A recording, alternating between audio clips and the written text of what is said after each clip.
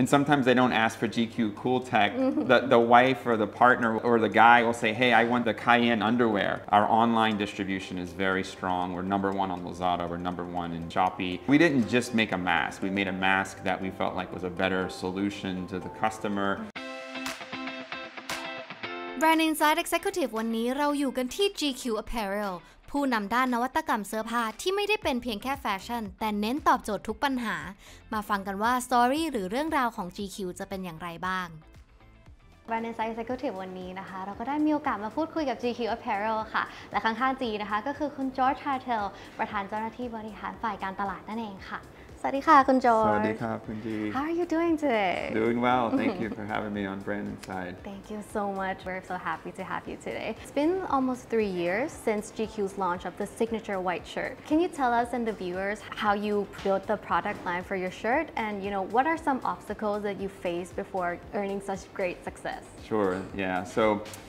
When we started the journey for the transformation for GQ, we started with what we always talk about as recognizing that we had a problem ourselves. We looked at our product assortment, our customer base, our distribution, and really everything really required us to do a reset. Over the course of the 3 years, we've been focused on resetting quite a few different areas. First and foremost was the product assortment and the customers that we're targeting. So we're targeting a younger generation of shoppers. We're trying to find an assortment of products that solve problems in the market. And we've really kind of moved away from trying to be a fashion brand, but being more of a tech apparel. So these were strategic choices we made in terms of where we were going with the company moving forward. I think the second layer of that is really our focus on the team and the people. It was a combination of all of those things. We had a really big focus on the product, bringing the teams together. And then the white shirt, when we started, was kind of our rally. So we said, look, we want to do the white shirt. We think it's an area that people have problems with. It fit well with what we believed in. And so we've got everyone really rallied around designing the best white shirt. And it played out really well for us. It gave us the confidence that what we were doing was making sense in the market. Really helped transform the brand overnight. But it was the model that we had built for GQ White that led to all the other subsequent innovations and the continued success we're seeing now even 3 years later. It's understandable how, the pants came after the white shirt because it's like a whole custom, right? Yeah. But what about the other products? You have the GQ boxer briefs and you have the mask. Yeah. What was the story behind that? Yeah, so the mask and the underwear were very different in terms of how they came about. But as I was previously saying, that there's an element of the model that we've built is an innovation-based model. So we find problems in the market and we really spend time developing a solution for them. So the mask came about because of a need, right? We had obviously COVID had hit. We had this huge demand in the market for masks. But we could have just developed any mask, like just a 2-loop mask. But we started to talk to customers very early on and they were saying they had problems. Like, hey, when I take the mask off, I don't know where to put it. I lose it. I'm wearing this mask and I'm getting acne and there's all kinds of issues. So we immediately attacked those issues to solve those problems with the sort of loop system that we developed in the market. We didn't just make a mask. We made a mask that we felt like was a better solution to the customer. Now, underwear is a different type of launch. When we launched the underwear, it was deliberate. It's a category that you have lots of consumption, so consumers are buying. On average, a man has 20 to 30 pairs of underwear. As we did our research, we jokingly say some of those underwear should be thrown away, but the guys just kind of hang on to them for years. We started talking to men in our research and they were telling us all the problems they were having. And despite the fact that they have high levels of discomfort, there's all kinds of problems with it being uncomfortable, itchy, hot, cold, all these problems. There hasn't been a solution for them in the market. They're just buying the same underwear they bought their whole life. Maybe the underwear that their mom gave them, that's the underwear that they still wear today. No one's really thought through solving the problem for the underwear. And so that was what we did. We went out and we solved the issues with the GQ Cool Tech and it's been, a smashing success since we've launched. I see. For the GQ Cool Tech, I have one question for you. You know that the copy in Thai is กางเกงในไข It's such a unique and a catchy name. Like, how did GQ came up with this?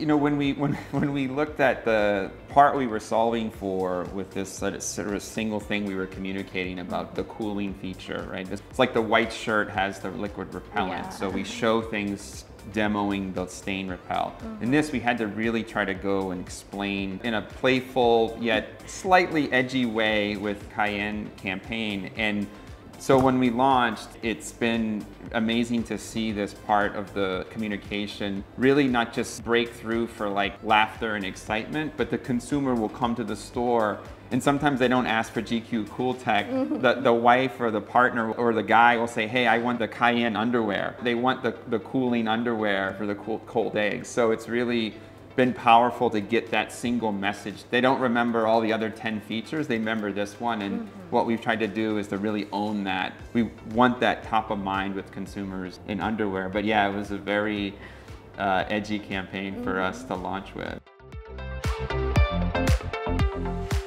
GQ is such a brand that has such like great innovation that gives solution to people. What's the future for GQ? Yeah, so for us right now, we're really focused on continuing to build out the model we put in place, right? We had a strategy in place, then COVID hit and kind of disrupted things, and we got involved in the mask business, but we're really grown our distribution, so we're much more focused on being an omni-channel business now.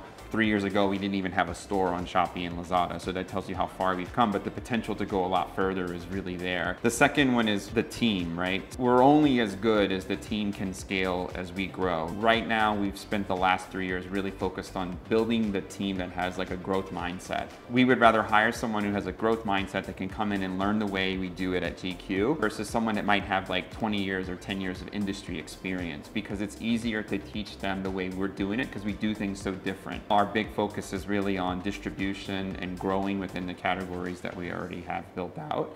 There will be, of course, more innovation coming, so stay tuned to that. But the second most important part is our teams and our people, so continuing to build out the team, and that's a huge part of what we have in our plans. Talking about like building a team and the people, how does GQ view the newer generations, like how they consume fashion? With a younger generation of consumers, like we're really seeing them start to adopt the brand more and more. And we're seeing their needs are quite a bit different, as there's trends in fashion, but there's also like problems within these categories as well. So as we're looking at new categories, we're saying, okay, well, where can we go with the brand? Maybe the brand has to be a little bit more casual, but not just jump into casual. Like, what are the problems with casual wear today? And can we do anything to solve for it? So that's kind of the framework and the guardrails. Like, there's no reason for us to jump into a category just because it's like trending or hot. It's like, it's trending and hot. Is it going to sustain, and can we go into that category and solve a problem? And so that's really what we focus on. What would you say would be the core values of GQ? Our purpose is to create life-changing wearable solutions, right? And the teams rally around that. But I think what's deeper once you get inside the walls of GQ is the way we do things. We sort of talk about it as the GQ way. This feeling of like a family that people can come here and like learn and develop themselves, and it's this feeling that we're trying to create internally that people have. Like I talked about, this growth mindset. They come here, they can learn, you know. And anytime we can share our story, talk about the innovation model, we really try to talk about it publicly because we think it benefits not just GQ and our brand, but it can help other companies in Thailand really grow. I see. As a chief commercial officer, what is one product that you would like to proudly present from GQ, if you had to choose one? That's really hard to do. I mean, it's like trying to pick your favorite kid. You're almost not allowed to do that, right? And I love both of mine equally. So I'm going to give you two because I can't pick one, right? And there's no doubt that still GQ White was a transformational product, and it wasn't just about the product, right? It's the whole thing was about getting the whole company and the team believing in the strategy, believing in it, and getting the market to believe in it, getting our customers to believe in what we were trying to do. And so that played out really well. So even now when we're doing new things, we kind of use GQ White as like the benchmark for what good looks like. Now Cool Tech is doing extremely well, right? We're 1 year into it. We have market leadership product. in a totally new category. So cool tech we love because of the consumption rate that is really happening in the market. We have, more than 20 colors now, all these different options for sport, for bikini. We have lots of options for consumers, and it's opening up many, many new opportunities for us to grow across the channels. But every time someone puts on a pair of GQ underwear, we want them to have that kind of like, wow, like this is a really great pair of underwear. And so those two products, kind of the start of the journey and like the most recent one, have probably been my two favorites. I see. That's amazing. Your innovation, how you solve people's problem. I think that is just a good cause for like the society and people in general. Yeah. So thank you for having us today. It's so nice to hear GQ's story from you, and I'm pretty sure that people are so like stoked for GQ's future. Yeah. Thank you so much. Thank you. ขอบคุณค่ะ ขอบคุณครับ